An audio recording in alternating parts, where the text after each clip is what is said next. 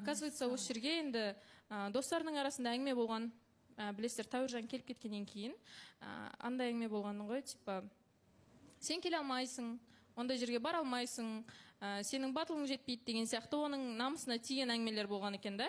Сөйтіп, сол күні шешкен келем деп, түнде и таңға дейін примерно Тәуіржан жазған ғой енді, маған переписканы көрсетті да, Тәуіржанмен.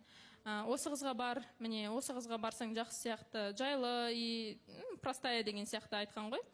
Сонымен бұл мен страницамды келген кезде айтқан болатында, бір ай бойы қарап жүрдім деген сияқты, бірақ ондай нәрсе болмаған. Өзінің айтуы бойынша, бірақ бір күннің ішінде қарап, жай ғана келе салдым деді. Демек, балалардың айтуымен, иә. Сізге барлығын өзі мойындап жазды ма сонда? Маған айтты бетпе-бет отырған кезінде. Бетпе-бет айтты сізге тіпті. Иә. Сонда түсінген бойынша бәс болған ба Тәуіржан екеуінің арасында? Иә, сол сияқты болған. Мәссаған.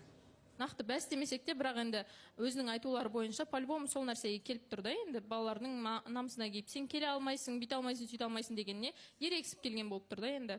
Сол жағынан көңілім қалып қалғаны бар. Және де айтатын болсам, жалпы жаман адам демеймін.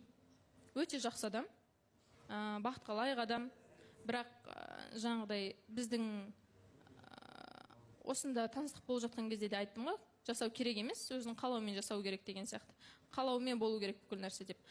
Сол себепті өзінің қалауы ешқандай ондай нәрсеге алып келмегеннен кейін, біреудің айтуымен келгеннен кейін ешқандай мардымды результат болады деп те ойламадым.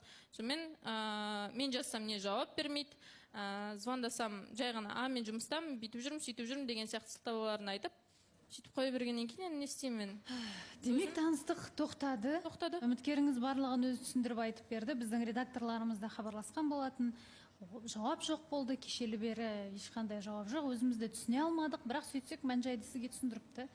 Және келетін болашақ үміткерлерге айтарымыз, өтіріктің арты бірақ тұтам, олай қажеті жоқ.